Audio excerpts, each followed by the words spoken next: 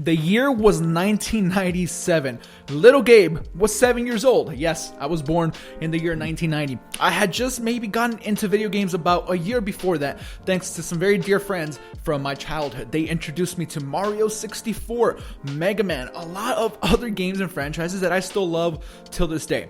But growing up, I didn't have a ton of money, unfortunately, but that's okay because eventually I was able to get a system of my own. Every day, I used to have to go to their house in order to play these games. We would play Mario Kart, Super Mario Kart on the Super Nintendo to be exact, and Mario Kart 64 honestly was a really fun time as well. But once I got my own console, I was in heaven, right? I played little games here and there, but so many of them I had to just get from my friends because I didn't have a lot of money. I was able to get a console, but buying games was not easy. I was able to rent things. Eventually, I got a PlayStation.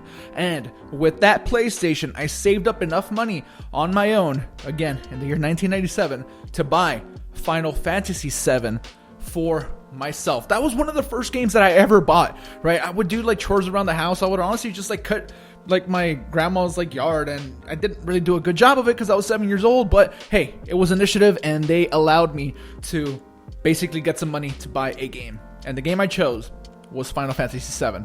All that to say, I have quite a history with this game. Now, I am aware it's not the best Final Fantasy game ever. I get that. Some people might call it overrated, but I personally have a very soft spot for this game, and I don't think that is ever gonna go away, like ever. So now that it is on Nintendo Switch, I had to jump in and try it because there's also a whole backstory to why Final Fantasy on a Nintendo platform, Final Fantasy VII on a Nintendo platform is special because we had Final Fantasy games before on Nintendo, but with the change to 3D graphics, 7 went in a completely different way than what the 64 was able to do, and that is how we ended up getting it on PlayStation exclusively. And again, there's this whole other backstory. There is a remake to Final Fantasy VII that has been in development for years and years and years. 1 hour later. And it's probably coming at some point, but it's some weird episodic thing.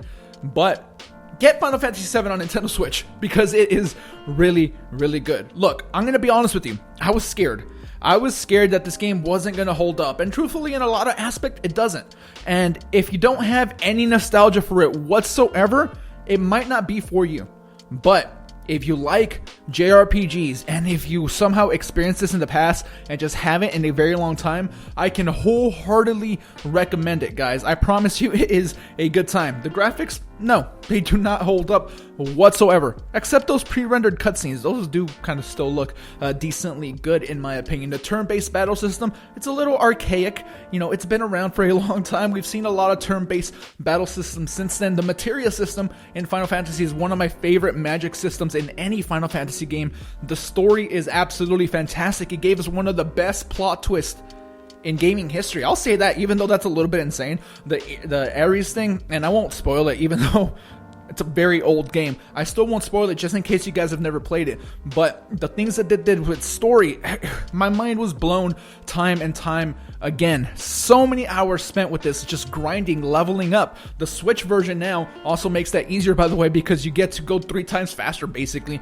by clicking in the left stick. The entire game kind of just moves faster, except for like cutscenes and things like that. Battles, walking around, everything. It's way easier, and grinding is going to be super easy. You're trying to get those ultimate weapons, you can probably do it. Those Genova battles that you got to grind for, you're going to be able to do it a little bit quicker. Man, I love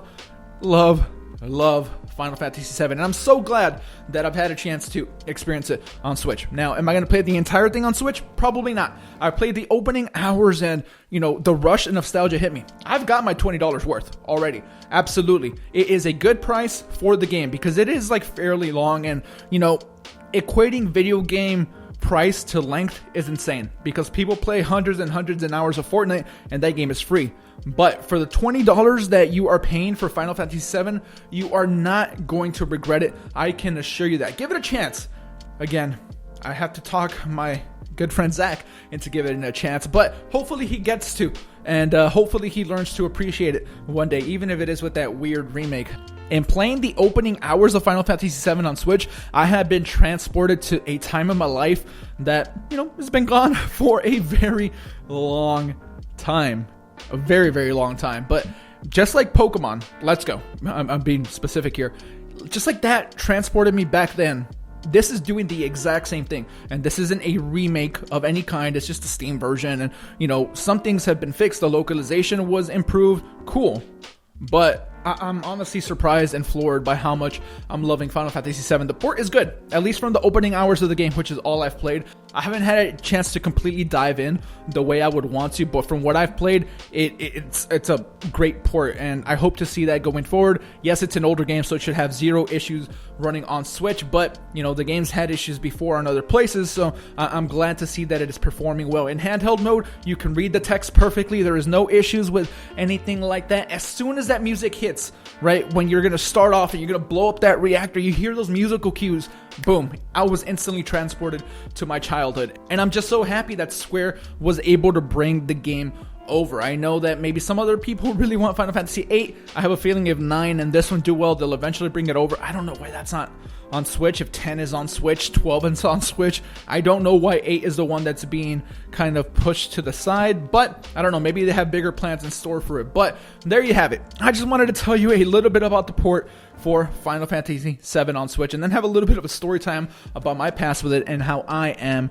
really enjoying the time I am spending with it. So let me know in the comments below if you are picking it up. The game's available now. Go get it, $20. It's a good price for an older game. If you like traditional JRPGs, you're going to like it. If you've never experienced it, if you like Octopath Traveler, this isn't quite as beautiful visually, but it's all the more beautiful story-wise and with characters. Some of the most iconic characters in the Final Fantasy universe come from this game. Sephiroth, one of the coolest looking villains with that insane sword, man. All right, so I'm gonna go and get it out of here. Just a short video showing you my appreciation for Final Fantasy VII on Switch. I'm glad it's here. It's on Xbox too, if you want to get it there for some reason, but play it portably on Switch. It works awesome. So with that, I am gonna get it out of here. Thank you guys for watching. My name has been Gabe, bringing that back just because this video here is a little bit of throwback, and I'm gonna go. You guys are awesome. Subscribe, hit the thumbs up, all that good stuff. Switch Force out.